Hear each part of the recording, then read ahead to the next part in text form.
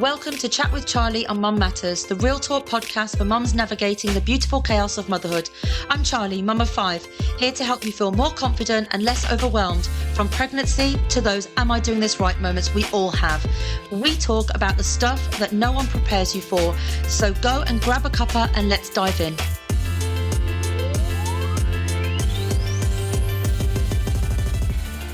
Hello lovely, and welcome back to Chat with Charlie on Mum Matters. So, the summer holidays are coming, and I know some of you just felt your stomach drop hearing that. And some of you are genuinely excited.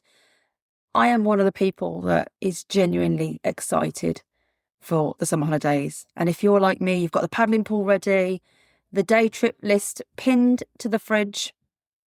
But even if you're the mum who loves summer, you still want to feel prepared. You still want to go into it feeling like you've got a loose plan at least, rather than just white-knuckling your way through 6 weeks.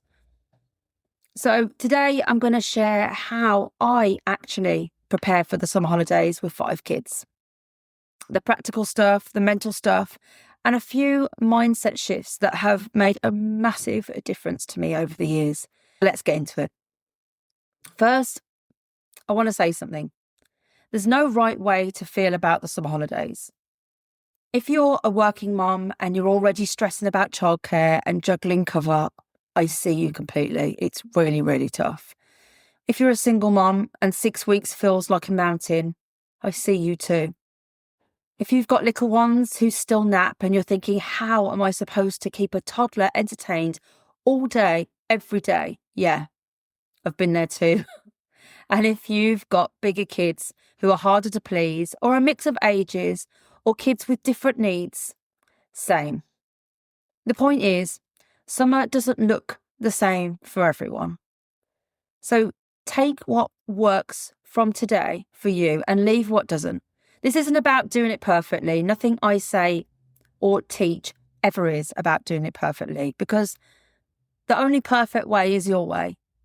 It's about going in with a bit of a plan, so you don't feel like you're drowning by week 2.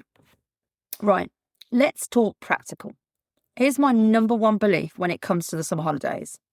Preparation is everything. I know that sounds totally obvious, but I don't mean military level scheduling. I mean giving yourself a loose structure so your brain isn't working overtime every single morning trying to figure out what you're doing.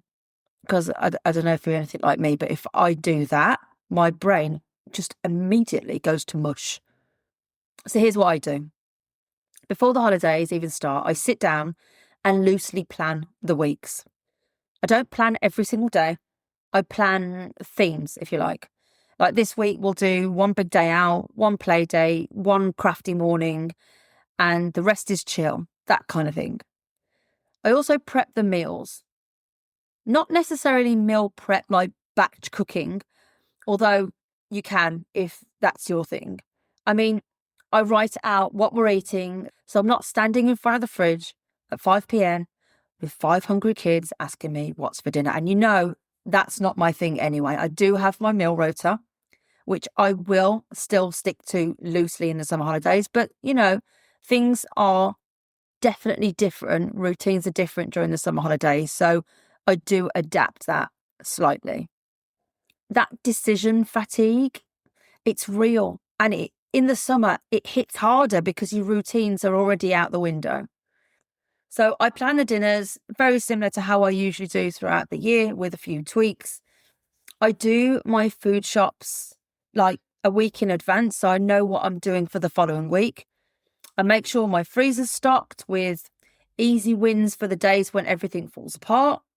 That's where I find batch cooking quite good. If you are batch cooking or if you've got leftovers from meals, even from now, you can make little tiny ready meals. If I've got some bolognese left over, I'll put it in a little full tray, and then it's bolognese for one person, or shepherd's pie for one person, or whatever it is that you're making. You can make little ready meals in the freezers. Then you'll have like a variety of things when the summer holidays come, and you've just got that evening where you've been out all day and you've come home and you're like, I have no idea what to do. You don't want to be living on takeaways the whole summer.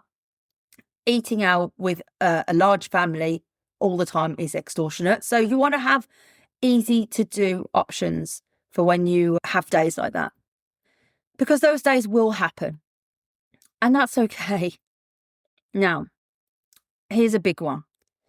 If we're going anywhere the next day, I do the prep the night before. I pack the bag. I check the weather. Totally necessary in this country. I lay out the clothes. I fill the water bottles. I do the packed lunches, because mornings with 5 kids are chaos. And if I'm trying to pack a bag, find sun cream, locate someone's shoes, and get everyone fed and out the door, I'm already running on empty before the day's even started. That's if we even manage to get out the door. So I front load it. Night before, bag done, snack sorted, rough idea of what time we need to leave. I also set time expectations with the kids the night before. So I'll say something like, tomorrow we're going to the beach. We're leaving at 9. We'll be back late afternoon. That way they're not asking every 5 minutes, when are we going? Or melting down when it's time to leave because they weren't expecting it. Kids do better with information. Small, short, simple pieces of information. Don't overload it and pack it so they can't actually digest it. But honestly, once you give them the information and you give this kind of information to your own head as well, you'll find that all round, everyone's feeling a lot better. I do have my little timer as well that counts down. So if I'm saying to the kids, you need to be dressed, I do this on a daily basis anyway, but if I'm saying to them, you've got 20 minutes to be dressed, I put 20 minutes on the timer so they can visually see, even the little ones can visually see the clock ticking down until they need to be dressed and ready to go. And if they actively see me getting ready to go as well and getting things out the door, it actually spurs them on to hurry up too. But the visual time I have found is brilliant, especially for little kids, because they don't have concept of time. 5-year-olds, 4-year-olds, 3-year-olds, they don't have concept of time and they don't understand what 5 minutes looks like, what 10 minutes looks like. But if they could see it on a clock and they know that dinging sound when it goes off, then they start to understand that too. But here's something I've learned over the years. I can't do, don't know about you, but I can't do big days back to back. Well, no, you can, but you'll pay for it. So I try to balance it. I do one busy day out, which then is followed by a slower day at home. If we've done a theme park or a beach trip or even just a long play day with lots of energy, the next day is a pajama morning, colouring books, maybe paddling pool in the garden or a fill. I call it recovery time. And I don't feel guilty about that at all because I think they need it. I have done the days where we've gone out like 2 consecutive days on big days out, what I call big days out. And actually, it just wipes everyone out. The kids, the parents, everyone just feels so wiped out that they're not actually enjoying everything. And I don't think it's completely necessary. Because here's the thing, you don't have to entertain your kids every second of every day. I think a lot of parents think they do. They think they need to be either taking them out all day or sitting down with them and actually playing with them. But kids can be bored. Boredom is actually so good for kids. That's exactly where creativity comes from. Do you remember being a kid and how bored you used to feel sometimes in the summer holidays? And you found things to do. Those were the times when you created something, where you built something, where you made the most epic imaginary game that you've ever played. And then you carry on playing that game for several days. That comes from boredom. And I think in today's day and age, we feel like we have to entertain our kids all the time. I've heard so many mums say, I don't have time to sit down and play puzzles and Lego with my kids for hours. Who does?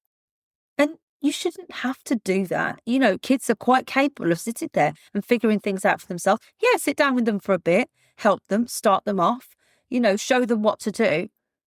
But then you can also leave them to it and they can play with each other. They can entertain themselves. So Don't be scared of boredom. Don't be scared when your kids tell you that you're bored. Tell them that's a good thing and that they need to use their imaginations to go and create something. And also, you need to protect your energy too, especially if you're the one holding everything together. So balance. Big day, chill day. Busy, slow. In, out. It makes the whole summer feel more sustainable. All right, now let's talk about the bit that no one really talks about, the mental prep. Because you can have the best plans in the world. You can pack bags, the meal list, the calendar color-coded by activity.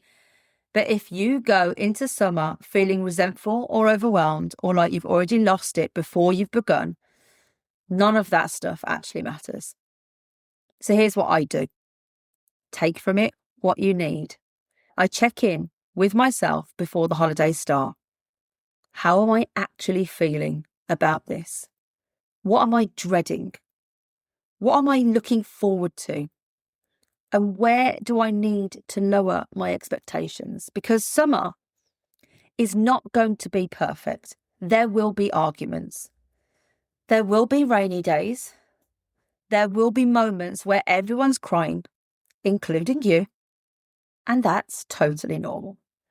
The mental prep is about accepting that now, so you're not blindsided by it later. It's also about protecting your identity, because when you're surrounded by your kids 24/7 for weeks on end, it's really easy to disappear, to forget that you're a person outside of snack provider and referee. So I make sure I've got little pockets of time built in for me. Even if it's just 10 minutes with a cup of tea while they're watching something, it's perfectly acceptable. I remind myself that I matter too. And I try not to wait until I'm completely burnt out to take a breath. It's actually really important that you do that. And this is actually why I created, or one of the reasons why I created Back to Me, because summer is one of those seasons that can completely swallow you if you're not careful. Back to Me helps you build the practical systems and do the emotional work so you're ready for anything.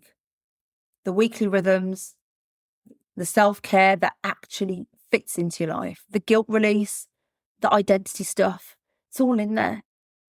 So if you're listening to this thinking, I need more of this, I need support, I need someone to help me figure out how to stop losing myself every single time life gets busy, Back to Me might be exactly what you're looking for. I'll drop the link in the show notes. No pressure. Just know that it's there if you need it. So here's what I want you to take away from today. Summer doesn't have to be survival mode. It really doesn't. With a bit of prep, a bit of flexibility, and a lot of self-compassion, you can actually enjoy it. Not every moment, let's be realistic here, but more of it. And you don't have to do it perfectly. Just do it your way. You just have to go in with a loose plan, protect your energy, and remember that you're allowed to be a person too. It's your summer holiday too. You've got this. I believe in you. And I'll be right here, doing it alongside you with my 5 kids and my colour-coded snack drawer. Thank you so much for listening and being here with me week after week. Try and enjoy the summer holidays. And I'll see you next week. Thanks for listening to Chat with Charlie on Mum Matters. Find ongoing support in the Mum Matters community. Link is in the show notes, because behind every child is a mum who matters. See you next time.